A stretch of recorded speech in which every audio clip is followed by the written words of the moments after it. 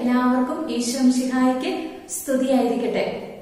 നമുക്ക് ഇന്നത്തെ ക്ലാസ് ഒരു പ്രാർത്ഥനയോടുകൂടി ആരംഭിക്കാം. പിതാവിന്റെയും പുത്രന്റെയും പരിശുദ്ധാത്മാവിന്റെയും നാമത്തിൽ ആമേൻ. കാരുണ്യവാനായ ഈശോയെ, ഈ ഒരു ദിവസത്തെ ഓർത്ത് ഞങ്ങൾ അങ്ങേക്ക് നന്ദി പറയുന്നു. ഞങ്ങൾ ഇന്ന് സഭയെ കുറിച്ച് കൂടുതൽ അറിയുമ്പോൾ ഞങ്ങളുടെ സഭയെ പൂർണ്ണമായിട്ടും അങ്ങേക്ക് സമർപ്പിക്കുന്നു. സഭയിലായിരുന്നുകൊണ്ട് സഭയിൽ ജീവിക്കുവാനും സഭയ്ക്ക് വേണ്ടി പ്രവർത്തിക്കുവാനും ഞങ്ങളെ അനുഗ്രഹിക്കണമേ. സ്നേഹനാഥ, ഞങ്ങളുടെ തിരുസഭയെ നയിക്കുന്ന പരിശുദ്ധ പിതാവിനെയും എല്ലാ മെത്രാന്മാരെയും വൈദികരെയും അങ്ങേ സംരക്ഷണത്തിൽ കാത്തു സംരക്ഷിക്കണമേ. എന്നും വിശ്വാസത്തിലും വിശുദ്ധിയിലും പരസ്പരം പങ്കുവെച്ച് ജീവിക്കുവാൻ സഭാമക്കളെ എല്ലാവരെയും അനുഗ്രഹിക്കണമെന്ന് ഞങ്ങൾ പ്രാർത്ഥിക്കുന്നു. പിതാവിന്റെയും പുത്രന്റെയും പരിശുദ്ധാത്മാവിന്റെയും നാമത്തിൽ ആമേൻ. പ്രിയമുള്ളവരെ, നമ്മൾ കഴിഞ്ഞ ക്ലാസ്സിൽ പഠിച്ചത് എന്താണെന്ന് ഓർക്കുന്നുണ്ടോ? 10-ാം അധ്യായം സഭയും വെല്ലുവിളികളും, അല്ലെ? അപ്പോൾ നമ്മൾ കഴിഞ്ഞ ക്ലാസ്സിൽ പഠിച്ചു ആദിമ സഭയിൽ ഒത്തിരിയേറെ വെല്ലുവിളികൾ ഉണ്ടായിരുന്നു എന്ന്. അപ്പൊ എന്തൊക്കെയായിരുന്നു ആ വെല്ലുവിളികൾ? നമുക്കറിയാം, ഉയർത്തെഴുന്നേറ്റ യേശുവിനെ പ്രഖ്യാപിക്കുക അല്ലെങ്കിൽ പ്രഘോഷിക്കുക എന്നത് അപ്പോസ്തലന്മാരെ സംബന്ധിച്ചിടത്തോളം ഒരു വെല്ലുവിളി തന്നെയായിരുന്നു. നമുക്കറിയാം, വിശുദ്ധ സ്റ്റീഫൻ അല്ലെങ്കിൽ സ്തെഫാനോസ് വചനപ്രഘോഷണ സമയത്ത് കല്ലെറിഞ്ഞ് കൊല്ലപ്പെടുകയാണ് ചെയ്യുന്നത്. അപ്പൊ സഭയ്ക്ക് വേണ്ടിയിട്ടൊരു വിശ്വാസത്തോടെ അല്ലെങ്കിൽ ധീര രക്തസാക്ഷിയായി തീരുകയാണ് ചെയ്തത്. അപ്പൊ അനേക വിശുദ്ധാത്മാക്കൾ സഭയിൽ വിശ്വാസത്യാഗം ചെയ്തവര് അല്ലെങ്കിൽ രക്തസാക്ഷികളായവരെ നമ്മൾ കഴിഞ്ഞ ക്ലാസ്സിൽ കണ്ടു. അപ്പൊ അതുപോലെ തന്നെ ഇനി വേറൊരു വെല്ലുവിളിയാണ് ജനപ്രമാണികളിൽ നിന്നുണ്ടായ എതിർപ്പ്. അപ്പൊ നമുക്കറിയാം, ക്രിസ്തുവിനെ കുറിച്ച് പ്രഘോഷിച്ചുകൊണ്ടിരുന്ന ക്രിസ്തു ശിഷ്യരെ എല്ലാം ഈ യഹൂദ പ്രമാണികള് തടഞ്ഞു നിർത്തുകയും അതുപോലെ തന്നെ അവരെ ജയിലിൽ കൊണ്ടിടുകയും അതുപോലെ ക്രൂരമായ മർദ്ദനത്തിന് അവരെ ഇടയാക്കുകയൊക്കെ ചെയ്തിട്ടുണ്ട്. അപ്പൊ അതുപോലെ തന്നെ ക്രിസ്തു വിശ്വാസം സ്വീകരിച്ചിരുന്ന ക്രിസ്തീയ വിശ്വാസം സ്വീകരിച്ച യഹൂദരെ തന്നെ ഇവരെ കുറെ പേരെ കല്ലെറിഞ്ഞു കൊല്ലുകയും പിന്നെ കുറെ പേരെ വാളിനിരയാക്കുകയും അതുപോലെ തന്നെ കുറെ പേരെ ജീവനോടെ കത്തിച്ചു കൊല്ലുകയൊക്കെ ചെയ്തിട്ടുണ്ട്. പിന്നെ വേറെ കുറെ പേരെ ഇവര് വന്യമൃഗങ്ങൾക്ക് ഇട്ടുകൊടുത്തു, അതുപോലെ തന്നെ നാട് കടത്തി. അങ്ങനെ ഒത്തിരിയേറെ വെല്ലുവിളികൾ ആദിമസഭയിൽ ഉണ്ടായിട്ടുണ്ട്. ഇനി മറ്റൊരു വെല്ലുവിളി എന്ന് പറയുന്നതാണ് പരിച്ഛേദനത്തെ സംബന്ധിച്ചിട്ടുള്ള വെല്ലുവിളി. അപ്പൊ നമുക്കറിയാം, ആദ്യമായിട്ട് ക്രിസ്തു വിശ്വാസം സ്വീകരിച്ചിരുന്നത് യഹൂദ മതവിശ്വാസികളായിരുന്നു. ക്രിസ്തുവിലേക്ക് അവർ വിശ്വാസം സ്വീകരിച്ചു വന്നിരുന്നത്. അപ്പൊ അതിനുശേഷം ക്രിസ്തു വിശ്വാസം സ്വീകരിച്ചവരായിരുന്നു വിജാതീയരായിട്ടുള്ളവര്.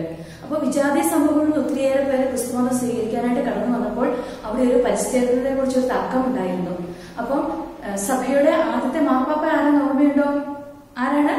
പത്രോസ്, അല്ലെ? അപ്പൊ പത്രോസിന്റെ സാന്നിധ്യത്തില് ജെറുസലേമിൽ ഒരു സൂനകദോസ് ചേരുകയും അങ്ങനെ ആ സൂനകദോസിൽ വെച്ചിട്ട് ഈ പരിച്ഛേദനത്തെ കുറിച്ചുള്ള തർക്കം അവിടെ പരിഹരിക്കുകയുമാണ് ചെയ്തത്.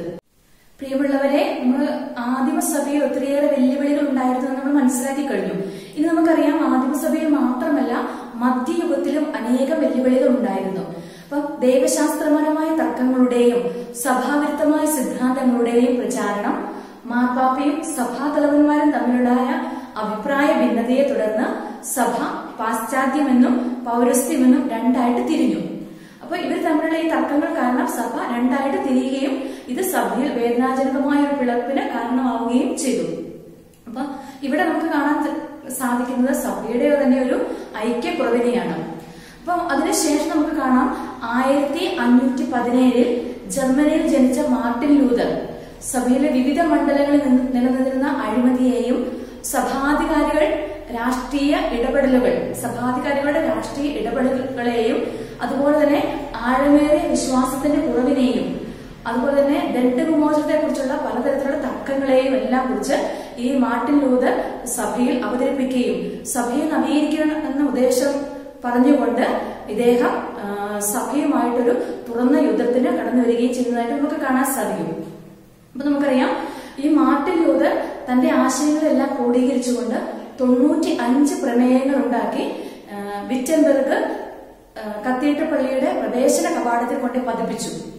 അപ്പൊ സഭ ഇതെല്ലാം മനസ്സിലാക്കിയെങ്കിലും ഇദ്ദേഹത്തിന്റെ ഈ പ്രമേയങ്ങളെ എല്ലാം കുറിച്ച് സഭ ചിന്തിക്കാൻ തുടങ്ങിയെങ്കിലും ഇദ്ദേഹത്തിന്റെ വഴി അല്ലെങ്കിൽ ഇദ്ദേഹത്തിന്റെ മാർഗങ്ങൾ അല്ലെങ്കിൽ ഇദ്ദേഹത്തിന്റെ ചിന്താഗതികൾ സഭയുടെ പഠനങ്ങളിൽ നിന്നും വ്യത്യസ്തമാണെന്നും അല്ലെങ്കിൽ സഭയുടെ വിശ്വാസത്തിൽ നിന്നും സഭാമക്കളെ വേർതിരിക്കുന്നതാണെന്നും അല്ലെങ്കിൽ പിന്തിരിപ്പിക്കുന്നതാണെന്നും അല്ലെങ്കിൽ സഭാമക്കളെ ഈ വിശ്വാസത്തിൽ നിന്നും മാറ്റി നിർത്തുന്നതാണെന്നും സഭയ്ക്ക് മനസ്സിലായതിന്റെ പേരിൽ ലിയോ 10 മാർപ്പാപ്പ ഈ മാർട്ടിൻ ലൂതറെ സഭയിൽ നിന്നും പുറത്താക്കി.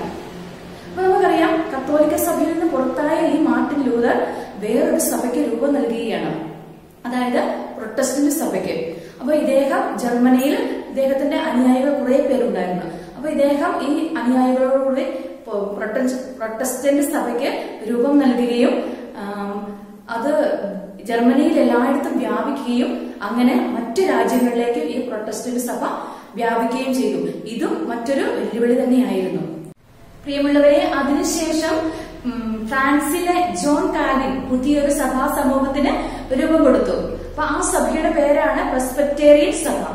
തന്റെ സ്വാർത്ഥ താല്പര്യങ്ങൾക്കായി കാൽവിൻ ഒരു ഭരണഘടനാ കൗൺസിൽ രൂപീകരിക്കുകയും അതിന്റെ പാസ്റ്റർ, ഉപദേഷ്ടാവ്, ആചാര്യൻ, ഡീക്കൻ എന്നിങ്ങനെ 4 തരക്കാരെ സഭയുടെ കാര്യങ്ങൾ ഏൽപ്പിക്കുകയും ചെയ്തു. അതിനുവേണ്ടിയിട്ട് അവരെ നിയമിക്കുകയും ചെയ്തു. ഇതേ കാലഘട്ടത്തിൽ തന്നെ ഇംഗ്ലണ്ടിലെ രാജാവായിരുന്ന ഹെൻറി 8 റോമൻ സഭയുമായിട്ട് തമ്മിലുള്ള ബന്ധം വഷളാവുകയും ഹെൻറിയുടെ ഭാര്യയായിരുന്ന കാതറിനുമായിട്ടുള്ള ബന്ധം അല്ലെങ്കിൽ ആ വിവാഹ ബന്ധം അസാധുവാക്കണമെന്ന് പറഞ്ഞ് ഈ ഹെൻറി 8 റോമൻ സഭയെ സമീപിക്കുകയും ചെയ്യുന്നുണ്ട്. അപ്പം ഇത് നിയമപ്രകാരം അത് തെറ്റാണെന്ന് മനസ്സിലാക്കിയ സഭാ അധികാരികൾ ഇതിനെ വിസമ്മതിച്ചതിനെ തുടർന്ന് ഈ ഹെൻറി 8 പുറത്തേക്ക് പോയിട്ട് വേറൊരു പുതിയ സഭയ്ക്ക് രൂപം കൊടുക്കുകയാണ്. അതാണ് ആംഗ്ലിക്കൻ സഭ. ഈ ഹെൻറി 8 കാതറുമായിട്ടുള്ള വിവാഹം സ്വന്തം അസാധുവാക്കിക്കൊണ്ട് ആനി ബോളിനെ വിവാഹം ചെയ്യുകയും ആംഗ്ലിക്കൻ സഭയ്ക്ക് രൂപം നൽകുകയും ചെയ്യുന്നുണ്ട്.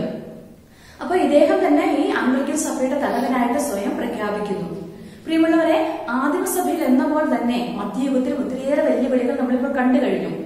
അപ്പൊ നമുക്കറിയാം, ഇതെല്ലാം കൂടെ നോക്കുമ്പോൾ സഭയ്ക്ക് ഒത്തിരിയേറെ വെല്ലുവിളികൾ തുടക്കം മുതൽ ഇന്നോളം ഇത് നേരിട്ടുകൊണ്ടിരിക്കുകയാണ്. അപ്പൊ വളരെ പ്രത്യേകത നമ്മൾ നോക്കുകയാണെങ്കിൽ സഭയിൽ ഉണ്ടായിരുന്ന വെല്ലുവിളികൾ, കത്തോലിക്ക സഭയെ വെല്ലുവിളിച്ചുകൊണ്ട് ഒത്തിരിയേറെ ചക്രവർത്തിമാരും രാജാക്കന്മാരും ഒക്കെ മുന്നിട്ടിറങ്ങിയിരുന്നു. അതിൽ പ്രധാനികളാണ് നമുക്കറിയാം പ്രൊട്ടസ്റ്റന്റ് സഭ സ്ഥാപിച്ച മാർട്ടിൻ ലൂതർ, കത്തോലിക്ക സഭയ്ക്ക് എതിരായിട്ട് പ്രവർത്തിച്ചത്. അപ്പൊ അതുപോലെ തന്നെ ആംഗ്ലിക്കൻ സഭ സ്ഥാപകനായ ഹെൻറി 8. ഇനി ഇത് മാത്രമല്ല, വിശുദ്ധ നഗരമായ ജെറുസലേമിൽ ക്രിസ്ത്യാനികളെ വിലക്കിയ മുസ്ലിങ്ങൾക്കെതിരെ സഭ കുരിശുയുദ്ധം നയിച്ചിട്ടുണ്ട്. അപ്പൊ അതുപോലെ തന്നെ ഫ്രഞ്ച് വിപ്ലവവും യൂറോപ്പിലുണ്ടായിരുന്ന വ്യവസായ വിപ്ലവവും റഷ്യയിലെ കമ്മ്യൂണിസവും എല്ലാം സഭയ്ക്കെതിരായിട്ട് അല്ലെങ്കിൽ സഭയ്ക്ക് എതിരായിട്ട് നിന്ന ഒരു വെല്ലുവിളികൾ തന്നെ ആയിരുന്നു. പ്രിയമുള്ളവരെ, ആദിമസഭയിൽ മധ്യയുഗത്തിൽ ഒത്തിരിയേറെ വെല്ലുവിളികൾ അഭിമുഖീകരിച്ചു അല്ലെങ്കിൽ സഭ അതിനെ തരണം ചെയ്തു നമ്മൾ കണ്ടു കഴിഞ്ഞു.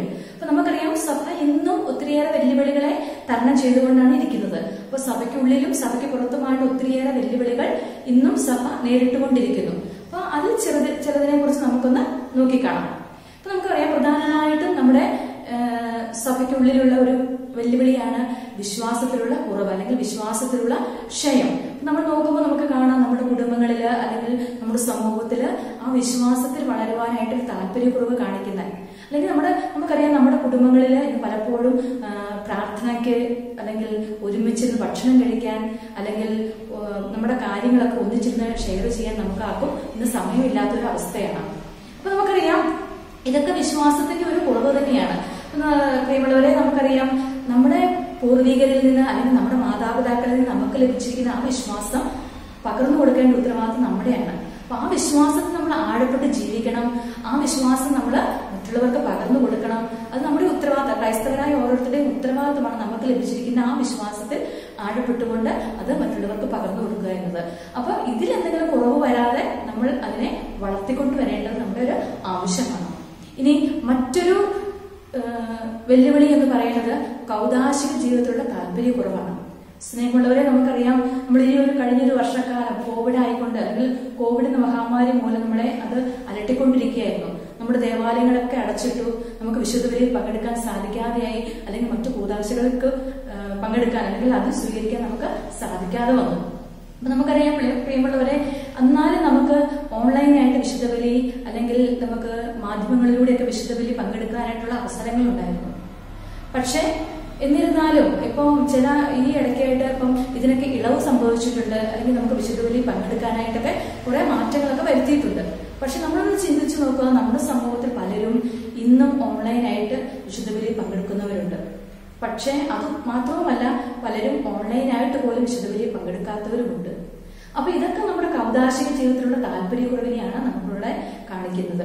അപ്പൊ നമുക്കറിയാം, ഞായറാഴ്ച ദിവസങ്ങളിൽ നമുക്കറിയാം നമ്മുടെ മക്കള് പലരും ട്യൂഷന് വേണ്ടിയിട്ട്, അല്ലെങ്കിൽ ഡാൻസിന് വേണ്ടിയിട്ട്, അല്ലെങ്കിൽ പാട്ടിന് വേണ്ടിയിട്ട്, അല്ലെങ്കിൽ മറ്റു പല പ്രവർത്തനങ്ങൾക്കും വേണ്ടി മാറ്റി വെച്ചിരിക്കുകയാണ്.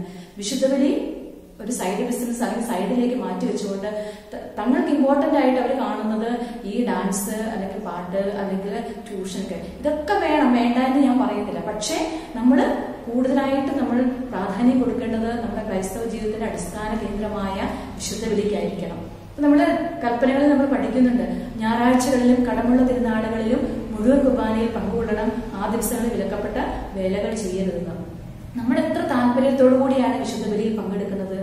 അപ്പൊ നമുക്കറിയാം, നമ്മൾ നല്ല ഒരുക്കത്തോടു കൂടി പോയി വിശുദ്ധ ബലിയിൽ പങ്കെടുക്കണം, കുമ്പസാരിക്കണം. അപ്പൊ നമുക്കറിയാം, ഞായറാഴ്ചകളിലൊക്കെ നമ്മളിങ്ങനെ വിശുദ്ധ ബലിയൊക്കെ ഒഴിവാക്കി ജീവിച്ചിട്ടുണ്ടെങ്കിൽ നമ്മളത് കുമ്പസാരത്തിൽ ഏറ്റുപറയേണ്ട ഒരു പാപമാണെന്ന് നമ്മളെ സഭ പഠിപ്പിക്കുന്നുണ്ട്. അപ്പൊ നമ്മൾ കൂടുതൽ ഇപ്പൊ ഇങ്ങനെയൊക്കെ താല്പര്യക്കുറവുണ്ടെങ്കിൽ അതിനെയൊക്കെ നമ്മൾ മാറ്റേണ്ട ഒരു അവസരം കൂടിയാണ് നമ്മുടെ ഈ കാലഘട്ടം എന്ന് നിങ്ങൾ മനസ്സിലാക്കിയിരിക്കണം. ഇനി മറ്റൊരു വെല്ലുവിളി എന്ന് പറയുന്നതാണ് ദൈവവചനത്തോടുള്ള താല്പര്യക്കുറവ്. ഒത്തിരിയേറെ പേർ വചനം വായിക്കുകയും വചനം ധ്യാനിക്കുകയും വചനം ജീവിക്കുകയും ചെയ്യുന്നവരുണ്ട്. പക്ഷെ നമ്മുടെ സമൂഹത്തിലേക്ക് നോക്കിയാൽ അധികം പേരും വിശുദ്ധ ഗ്രന്ഥം എന്താണെന്നോ, അല്ലെങ്കിൽ വിശുദ്ധ ഗ്രന്ഥത്തിൽ എത്ര പുസ്തകങ്ങളുണ്ടെന്നോ, അത് ആരെഴുതിയതെന്നോ, അതിനകത്ത് എന്താ എഴുതിയേക്കണമെന്നോ പലർക്കും അറിയത്തില്ല.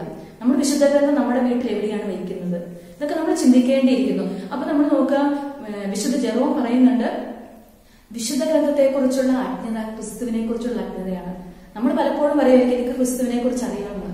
പക്ഷെ വിശുദ്ധ ഗ്രന്ഥത്തെ കുറിച്ചുള്ള അജ്ഞതയാണ് ക്രിസ്തുവിനെ കുറിച്ചുള്ള അജ്ഞത എന്ന് വിശുദ്ധ ജെറോം അവിടെ എടുത്തു പറയുന്നുണ്ട്. അപ്പൊ നമ്മൾ എന്ത് ചെയ്യണം? ദൈവവചനത്തിന് നമ്മൾ കൂടുതൽ താല്പര്യം കാണിക്കണം. നമ്മൾ ദിവസത്തിൽ ഒരു 5 മിനിറ്റ് എങ്കിലും, അല്ലെങ്കിൽ ഒരു വചനമെങ്കിലും നമ്മൾ വായിച്ചിരിക്കണം, ഒരു വചനമെങ്കിലും നമ്മൾ ജീവിതത്തിൽ ധ്യാനിച്ചിരിക്കണം, അല്ലെങ്കിൽ നമ്മൾ അത് ജീവിച്ചിരിക്കണം. അപ്പൊ വിശുദ്ധ ഗ്രന്ഥം നമ്മുടെ യോഹന്നാൻ സുവിശേഷത്തിൽ പറയുന്നുണ്ട്, വചനം അത് ഏറ്റവും ആഴത്തിൽ ജീവിക്കാനായിട്ട് നമ്മെ പഠിപ്പിക്കുന്നുണ്ട്. അപ്പൊ നമുക്കറിയാം, ഈ വചനത്തോടുള്ള താല്പര്യം നമ്മളിൽ വളർത്തണം. ഇനി മറ്റൊരു വെല്ലുവിളിയാണ് ദൈവകൽപ്പനകൾ പാലിക്കുന്നതിൽ വിമുഖത. അപ്പൊ നമുക്കറിയാം, ഒത്തിരിയേറെ കൽപ്പനകൾ ഈശോ നമുക്ക് നൽകിയിട്ടുണ്ട്. എന്തിനാണ് ഈശോ നമ്മളെ കൽപ്പനകൾ നൽകിയിരിക്കുന്നത്? നമ്മെ സ്നേഹിക്കുന്നതിന് വേണ്ടിയിട്ടാണ്. അപ്പൊ നമ്മളറിയാം, യോഹന്നാൻ ഇങ്ങനെ പറയുന്നുണ്ട്, എന്റെ കൽപ്പനകൾ പാലിക്കുകയും അവ സ്വീകരിക്കുകയും ചെയ്യുന്നവൻ എന്നെ സ്നേഹിക്കുന്നുവെന്ന്. അപ്പൊ നമുക്കറിയാം, നമുക്ക് ഈശോയോട് സ്നേഹമുണ്ട്, ഈശോ നമ്മളെ സ്നേഹിക്കുന്നുണ്ട് എന്നൊക്കെ നമുക്കറിയാം. അപ്പൊ നമ്മുടെ സ്നേഹം നമ്മൾ പങ്കുവയ്ക്കുന്നത് എങ്ങനെയാണ്? ആ ദൈവകൽപ്പനകൾ പാലിച്ചുകൊണ്ടാണ്. അപ്പൊ നമുക്ക് ഒരു ആഗ്രഹം നമ്മുടെ മനസ്സിലുണ്ടാകണം, മറ്റുള്ളവരെക്കാൾ അധികമായി, എന്റെ കൂട്ടുകാരേക്കാൾ അധികമായി, എന്റെ മാതാപിതാക്കളെക്കാൾ അധികമായിട്ട് എനിക്ക് എന്റെ ഈശോയെ സ്നേഹിക്കണമെന്ന്. അപ്പൊ ആ ഈശോയെ ഞാൻ എങ്ങനെയാണ് സ്നേഹിക്കുന്നത്? ദൈവകൽപ്പനകൾ പാലിച്ചുകൊണ്ട്. അപ്പൊ പ്രിയമുള്ളവരെ, തിരുസഭയുടെ ഭാവി വാഗ്ദാനങ്ങളാണ് എന്റെ മുന്നിലിരിക്കുന്ന നിങ്ങൾ ഓരോരുത്തരും. അപ്പൊ ഞാൻ നിങ്ങളോട് പറയുകയാണ്, ഇന്ന് മുതൽ ഈ ഒരു വിശ്വാസത്തിൽ എന്തെങ്കിലും കുറവ് വന്നിട്ടുണ്ടെങ്കിൽ, അല്ലെങ്കിൽ ഈ കൗദാശിക ജീവിതത്തിൽ എന്തെങ്കിലും വീഴ്ചകൾ വന്നിട്ടുണ്ടെങ്കിൽ, വചനം വായിക്കുന്നതിൽ എന്തെങ്കിലും മടി കാണിച്ചിട്ടുണ്ടെങ്കിൽ ഒരു പ്രതിജ്ഞ എടുക്കുക. ഇന്നു മുതൽ ഞാൻ വചനത്തിൽ, വചനം വായിച്ചുകൊണ്ട് വിശ്വാസത്തിൽ ആഴപ്പെട്ട് വളർന്നുകൊള്ളാം, അല്ലെങ്കിൽ കൗദാശിക ജീവിതത്തിൽ അതിന് വേണ്ട പ്രാധാന്യം നൽകിക്കൊണ്ട് ഓരോ ദിവസത്തെയും അതിന്റെ പ്രാധാന്യം അനുസരിച്ച്, പ്രത്യേകിച്ച് ഞായറാഴ്ചകളിൽ ഈശോയ്ക്ക് വേണ്ടി മാത്രം മാറ്റിവെച്ചുകൊണ്ട് ജീവിക്കാമെന്നൊരു പ്രതിജ്ഞ എടുക്കുക. അതായിരിക്കട്ടെ നമ്മുടെ ഒരു ആഗ്രഹവും, അതിനു വേണ്ടിയിട്ടുള്ള ഒരു താല്പര്യം നമ്മളിൽ ജനിക്കട്ടെ. എല്ലാവരും അങ്ങനെയാണെന്ന് ഞാൻ പറയുന്നില്ല, പക്ഷെ നമ്മൾ ചിലരൊക്കെ അങ്ങനെയൊക്കെ ആയിരിക്കാം, അല്ലെങ്കിൽ നമ്മുടെ സമൂഹത്തിൽ അങ്ങനെ ആരെങ്കിലും ഉണ്ടെങ്കിൽ അവരെ നയിക്കുവാനും നിങ്ങൾക്കൊരു പ്രചോദനമാകട്ടെ. അപ്പം നമ്മളെ എല്ലാവരെയും പരിശുദ്ധ അമ്മയുടെ കരങ്ങളിലേക്ക് സമർപ്പിച്ചുകൊണ്ട് നമ്മളെടുത്ത പ്രതിജ്ഞ, അല്ലെങ്കിൽ നമ്മുടെ ആഗ്രഹം പരിശുദ്ധ അമ്മ ഈശോയോട് പറഞ്ഞ് നമുക്ക് സാധിച്ചു തരട്ടെ എന്ന് ഞാൻ പ്രാർത്ഥിക്കുന്നു. എല്ലാവരും കൈകൾ കൂപ്പിപ്പിടിച്ച് അമ്മ പഠിപ്പിച്ച പ്രാർത്ഥന അമ്മയോട് ചേർന്ന് നമുക്ക് പ്രാർത്ഥിക്കാം. നന്മ നിറഞ്ഞ മറിയമേ സ്വസ്തി, കർത്താവ് അങ്ങയോടുകൂടെ സ്ത്രീകളിൽ അങ്ങ് അനുഗ്രഹിക്കപ്പെട്ടവളാകുന്നു. അങ്ങയുടെ ഉദരത്തിൻ ഫലമായി ഈശോ അനുഗ്രഹിക്കപ്പെട്ടവനാകുന്നു. പരിശുദ്ധ മറിയമേ തമ്പുരാന്റെ അമ്മേ, പാപികളായ ഞങ്ങൾക്ക് വേണ്ടി ഇപ്പോഴും ഞങ്ങളുടെ മരണസമയത്തും തമ്പുരാനോട് അപേക്ഷിക്കണമേ. പിതാവിന്റെയും പുത്രന്റെയും പരിശുദ്ധാത്മാവിന്റെയും നാമത്തിൽ